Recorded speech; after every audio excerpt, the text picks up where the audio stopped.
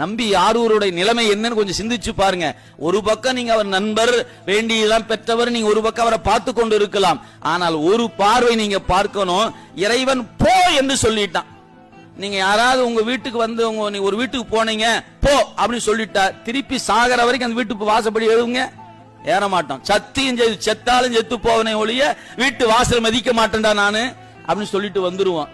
ஆனா நம்பிகள் அந்த அவர் சாமி போன்னு சொன்ன பிறகும் கூட நேரா வர எங்க ஆலங்காட்டுக்கு வந்து நிக்கிறார். சாமி நீ அங்க போன்னு சொல்லிட்ட, எனக்கு வேற போக்கிடம் இல்லையா, போற்றியோ நமச்சிவாய புகலிடம் பிரிதொன்று இல்லை அப்படின்னு பெருமான்ட்ட வந்து நின்னு அழுது கொண்டு பாடுகிறார். எங்க ஆலங்காடு காரைக்கால் அம்மை முத்தி பெற்ற தலம்.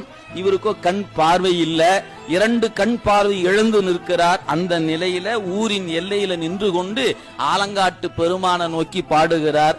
என்னவென்று பாடுகிறார்? அடியார்க்கும் அடியேன் ஆவேன் என்று பாடுகிறார். நீங்க சிந்திச்சு பாருங்க. கண் பார்வை இழந்த நிலையில் சொல்லுகிறார், பெருமானே அத்தா ஆலங்காடா, இப்பவும் சொல்லிக்கிறேன், என்ன திருவாரூர் இருந்தபோது சொன்னது மட்டுமல்ல, இப்பவும் சொல்லிக்கிறேன், இந்த நிலையிலும் நான் உன் அடியவர்க்கு அடியவன் ஆவேன். இருப்பது சில ஆயிரம் தொண்டர்கள் இருக்கிறோம் என்றால் அதுல பலாயிரம் கருத்து வேறுபாடோடு இருந்தால் அடியாருக்கு அடியேன் ஆதல் எங்கனம் நிகழும். நம்பி ஆரூருடைய நிலைமை என்னன்னு கொஞ்சம் சிந்திச்சு பாருங்க. ஒரு பக்கம் நீங்க அவர் நண்பர், வேண்டியெல்லாம் பெற்றவர், நீங்க ஒரு பக்கம் அவரை பார்த்து கொண்டு இருக்கலாம்.